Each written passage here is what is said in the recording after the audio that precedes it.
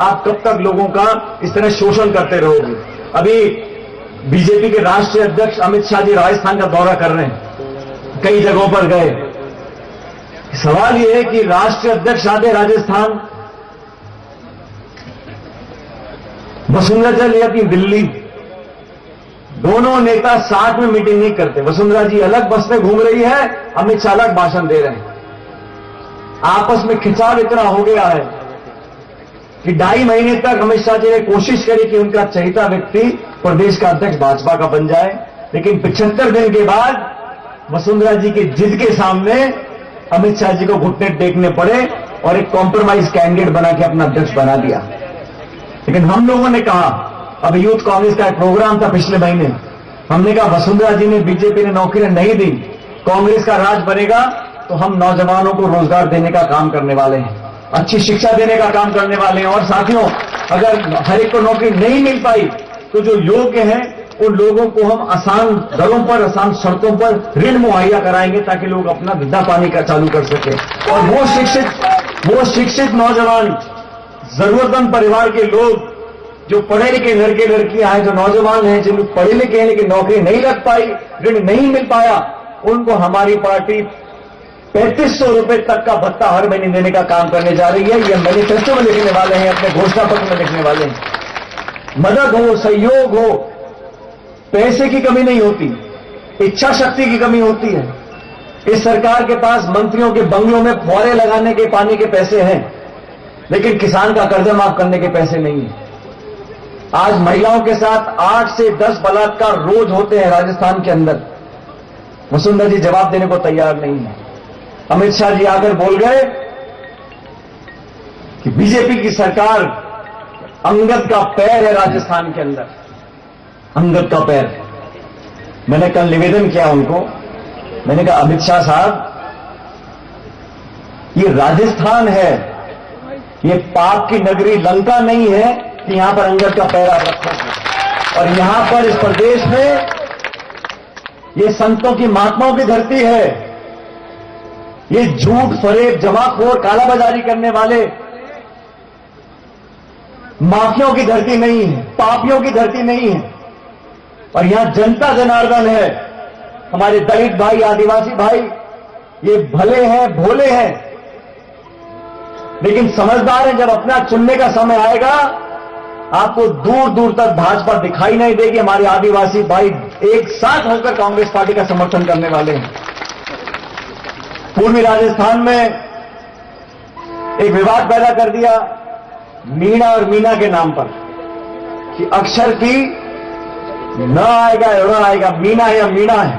प्रशासन ने सर्टिफिकेट देना बंद कर दिए, हजारों लोगों को, बच्चों को नौकरी से वंचित रखा। ये विवाद पैदा कर देना, टकराव पैदा कर देना, समाज को समाज से लड़ाना, जाति को जाति से लड़ाना, धर्म को धर्म से लड़ाना, इस काम को करने में भाजपा माहिर है। लेकिन आज 4.5 साल का समय बीत गया, बहुत जल्द विधानसभा के चुनाव आएंगे, आप लोगों को तय करना है। और हमारे प्रकोष्ठ ने आज सम्मेलन किया है, उसमें हम सभी कांग्रेस पार्टी के नेता एक बार पुनः इस बात का संकल्प ले रहे हैं आपके सामने कि हमारे आदिवासी बहन और आदिवासी भाई, विशेष रूप से आप लोगों के कल्याण के लिए जो भेदभाव अब तक हुआ है राजस्थान के अंदर, जो अनदेखी हुई है, जो हक अधिकार, जो मूलभूत सुविधाएं आप लोगों को वंचित रखी गई हैं, जैसा अभी भाषण में आप सुन रहे थे, इन 4 सालों में किसका भला हुआ है? आदिवासियों के नाम पर केंद्र सरकार ने बजट में कटौती करी है, छात्रवृत्ति में कटौती करी है, लोगों को मदद के लिए जो राशन पानी सरकारें देती है उसमें कटौती करी है।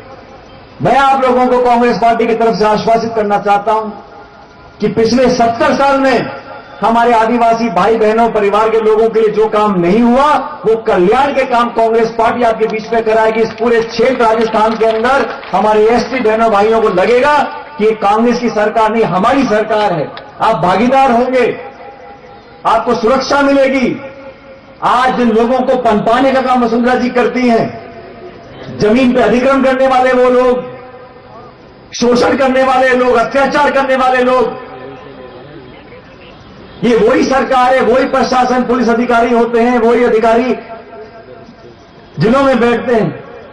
लेकिन इनके राज में उनके हौसले बुलंद क्यों होते हैं? जमीन पे कब्जा करना हो, आदिवासियों को मारपीट करनी हो, पूरे हिंदुस्तान में आज राजस्थान का स्थान तीसरे नंबर पर है, जहां पर सबसे ज्यादा दलितों आदिवासियों को शोषित किया गया, मारा किया, उनके साथ बदसलूकी की गई है। इस सब पर पूर्ण विराम लगने वाला है। आचार संहिता बहुत जल्द लग जाएगी। मैं आप सब लोगों को आश्वासित कर रहा हूं साथियों, इस जिले की तीनों सीटें और आसपास के क्षेत्र के लोगों को आप अपना आशीर्वाद दो, आप हमारे सर पर हाथ रखो। हम कांग्रेस पार्टी के तमाम नेता जो मंच पर आज बैठे हैं, आपको पूरा विश्वास दिलाते हैं। आप मौका दोगे तो आपको लगेगा कि सरकार में हमारी सुनवाई हो रही है और कोई कमी नहीं आने देंगे पैसे बजट के अंदर। मैं सरकार की नीयत को जानता हूं, ये हाथ खड़े कर देते हैं, मन में इच्छा शक्ति हो, लोगों की मदद करनी हो, नौजवानों को आगे बढ़ाना हो तो संकल्प लेकर काम करो, सारे काम हो जाते हैं। लेकिन बहाने मार देना, अरे केंद्र में आपकी सरकार है, राजस्थान में आपकी सरकार है, इन 4.5 सालों में अपेक्षा की है, जिन लोगों को आपने चुनकर भेजा जयपुर के अंदर, उनकी सचिवालय में कोई सुनता नहीं। हमारे क्षेत्र के, राजस्थान के इन इलाकों के जिन लोगों को आप चुनकर भेजोगे, कांग्रेस के राज में उनकी कलम की सारी स्याही आपके विकास के लिए लगेगी। यहां के नेताओं को, विधायक सांसदों को आप कांग्रेस की जिताकर भेजो, आपको लगेगा कि हमारी भागीदारी राजस्थान के राज के अंदर है। आज वसुंधरा जी का दफ्तर ही पूरा प्रदेश चलाता है, मंत्री, सांसद, विधायक, इनको कोई पूछता नहीं। इसलिए समय आ गया दोस्तों, साथियों, माताओं, बहनों, बदलाव लाना पड़ेगा। ये हमारे आपके संयुक्त भविष्य का सवाल है। आप लोग किसी बात का संकोच मत करो, डरना किसी से नहीं है। ये जो बल प्रयोग होता है, डराने धमकाने का काम होता है। अभी उपचुनाव हुए थे अलवर अजमेर में, मैंने अपनी आंखों से देखा, बहुत सारे लोगों ने पुलिस और प्रशासन का दुरुपयोग किया, पैसे का दुरुपयोग किया, लोगों को लालच दिया, धमकाया, डराया, लेकिन जनता ने एक स्वर में कांग्रेस पार्टी को आशीर्वाद दिया और दोनों सीट लाखों वोटों से हम जीते हैं। आने वाले समय में कांग्रेस पार्टी का शासन बनेगा।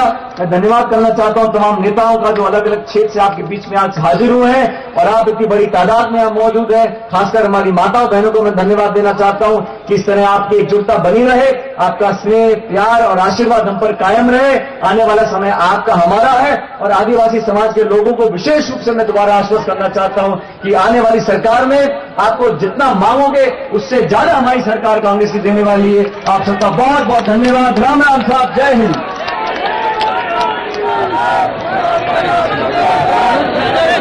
जिंदाबाद